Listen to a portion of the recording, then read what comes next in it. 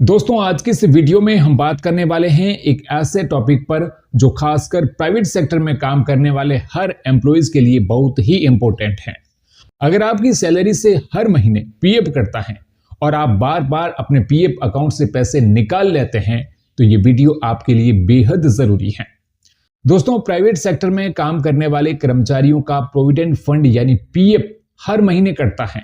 आपकी कंपनी एक तय अमाउंट आपके पीएफ अकाउंट में जमा करती है और उतना ही कंट्रीब्यूशन आपकी तरफ से किया जाता है। इस पूरे सिस्टम को मैनेज करता है एम्प्लॉइज प्रोविडेंट फंड ऑर्गेनाइजेशन यानी ईपीएफओ। सरकार की यह संस्था एम्प्लॉइज के रिटायरमेंट फंड और पेंशन सिस्टम को सुरक्षित और मजबूत बनाने के लिए काम करती है। अब सवाल यह है कि पीएफ अकाउंट का असली मकसद क्या है।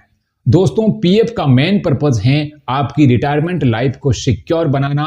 जब आप जॉब में होते हैं तब रेगुलर सेविंग करना मुश्किल होता है, इसलिए सैलरी से थोड़ी थोड़ी रकम काटकर लॉन्ग टर्म के लिए इन्वेस्ट की जाती है ताकि फ्यूचर में आपको फाइनेंशियल टेंशन न झेलनी पड़े। लेकिन प्रॉब्लम तब शुरू होती है जब लोग पीएफ को एक नॉर्मल सेविंग अकाउंट की तरह ट्रीट करने लगते हैं। जरूरत पड़ते ही ऑनलाइन क्लेम कर दिया और पैसे निकाल लिए। एक बार, दो बार या फिर धीरे धीरे ये हैबिट बन जाती है और यही आदत आगे चलकर भारी नुकसान का कारण बनती है। सबसे पहला और सबसे बड़ा नुकसान होता है कंपाउंड इंटरेस्ट का। पीएफ में जमा पैसा कंपाउंड इंटरेस्ट पर ग्रो करता है, यानी आपका इंटरेस्ट भी इंटरेस्ट कमाता है। यही वजह है कि लंबी अवधि में पीएफ का अमाउंट काफी बड़ा बन जाता है, लेकिन जब आप बार बार पैसे निकाल लेते हैं तो ये कंपाउंड इंटरेस्ट टूट जाता है। आपने जो बेस बना रखा था वही खत्म हो जाता है और फ्यूचर में मिलने वाला बड़ा बेनिफिट हाथ से निकल जाता है। दूसरी बड़ी बात यह है कि पीएफ से पैसा निकालने की सुविधा अनलिमिटेड नहीं है। शादी, बच्चों की पढ़ाई या कुछ खास जरूरतों के लिए ही लिमिटेड नंबर में विड्रॉल की अनुमति होती है। अगर आपने छोटी छोटी जरूरतों के लिए अभी पैसा निकाल लिया तो आगे जब सच में बड़ा खर्च आएगा तब ऑप्शन ही नहीं बचेगा। उस समय मजबूरी से आपको लोन या क्रेडिट कार्ड का सहारा लेना पड़ सकता है। अब टैक्स के बारे में भी समझ लेते हैं, क्योंकि ये बहुत सारे लोगों को नहीं पता। अगर आप 5 साल से पहले पीएफ का पैसा निकालते हैं तो उस पर टैक्स लग सकता है। कई केसेस में टीडीएस भी कटता है। हालांकि एक सर्टेन लिमिट तक टीडीएस नहीं कटता, लेकिन फिर भी आपको इनकम टैक्स रिटर्न में उसे दिखाना ही पड़ता है। यानी न सिर्फ सेविंग टूटी बल्कि टैक्स हेडेक भी बढ़ जाएगा। बार बार पीएफ निकालने से एक और सीरियस प्रॉब्लम होती है। धीरे धीरे आपका पीएफ अकाउंट ऑलमोस्ट खाली हो जाता है।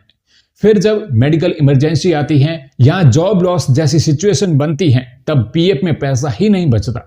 तब इंसान समझ पाता है कि असली सेफ्टी पीएफ ही था। लॉन्ग टर्म में इसका असर आपकी लाइफ स्टाइल पर भी पड़ता है। रिटायरमेंट के समय जब रेगुलर इनकम बंद हो जाती है तब पीएफ सबसे बड़ा सहारा बनता है। लेकिन अगर आपने वर्किंग लाइफ में ही पीएफ को खाली कर दिया तो या तो आपको रिटायरमेंट पोस्टपोन करनी पड़ेगी या फिर रिटायरमेंट के बाद कॉम्प्रोमाइज वाली जिंदगी जीनी पड़ेगी। अब थोड़ी सी बात विड्रॉल प्रोसेस की भी कर लेते हैं। पीएफ से पैसे निकालने के 2 तरीके होते हैं। नौकरी के दौरान पार्शियल विड्रॉल किया जा सकता है, यानी लिमिटेड अमाउंट। पूरा पैसा आप तभी निकाल सकते हैं जब रिटायरमेंट हो जाए या जॉब छोड़ने के बाद एक तय समय तक अनएम्प्लॉयड रहे। 58 साल की उम्र के बाद पीएफ से पूरी राशि निकालने पर कोई रोक टोक नहीं होती। हालांकि 100% निकासी का अभी नया रूल आया है, लेकिन उसमें भी कई शर्तें हैं। तो दोस्तों, पीएफ कोई शॉर्ट टर्म सेविंग नहीं बल्कि लॉन्ग टर्म वेल्थ क्रिएशन और रिटायरमेंट सिक्योरिटी का टूल है। इसे तभी इस्तेमाल करें जब सच में बहुत जरूरी हो। छोटी जरूरतों के लिए सेविंग अकाउंट रखें और पीएफ को टच भी ना करें। उम्मीद है आज की ये जानकारी आपके फ्यूचर के लिए बहुत काम आएगी। वीडियो पसंद आए तो लाइक और शेयर करें और ऐसी ही इंफॉर्मेशन पाने के लिए सब्सक्राइब करें।